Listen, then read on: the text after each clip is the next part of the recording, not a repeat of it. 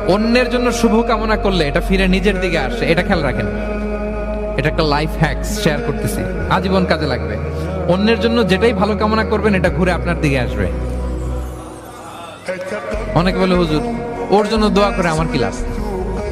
নিজের জন্য আল্লাহ আমারে মাফ করে দাও, আল্লাহ আমারে সমৃদ্ধি দাও, আল্লাহ আমার বেতন বাড়াও, আল্লাহ আমার ব্যবসায় বরকত দাও, আল্লাহ আমার ছেলেরা হাফেজ বানাও, আল্লাহ আমার বউ, আল্লাহ আমার মেয়ে, আল্লাহ আমার আমার আমার সব আমার ভালো আপনি চাচ্ছেন নিজের জন্য, অন্যদের জন্যও চান।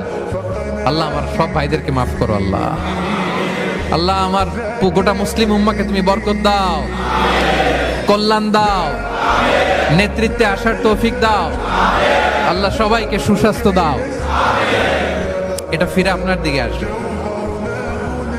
অন্যের জন্য শুভকামনা বহুগুণ বৃদ্ধি হয়ে নিজের দিকে রিটার্ন করে। বিষ্ণু সাল্লাল্লাহু এটাই বলেছেন, মা মিন আবদিন মুসলিমিন ইয়াদউ লিআখিহি বিযাহরিল গায়বি ইল্লা ক্বালা লাহুল মালাকু ওয়া লাকা বিমিসলিন। কেউ যদি তার ভাইয়ের অনুপস্থিতি তার ভাইয়ের জন্য দোয়া করে, ফেরেশতারা ওই দোয়াটা তার জন্য আগে আগে করে। তাহলে অন্যের জন্য শুভকামনা করলে, দোয়া করলে লাভ না লস? ধরেন আমি মোশাররফ ভাইয়ের জন্য দোয়া করলাম যে আল্লাহ মোশাররফ ভাইকে তুমি সুস্থ করে দাও, তখন ফেরেশতারা বলে আল্লাহ যিনি দোয়া করতেছে তার যদি কোনো রোগ বালাই থাকে আগে তারে সুস্থ করে দাও।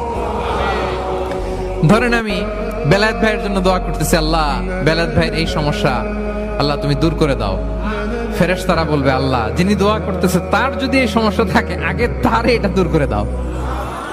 ধরেন আমি দোয়া করলাম আল্লাহ আমার এই ভাই, আল্লাহ সে গরিব, তার অর্থের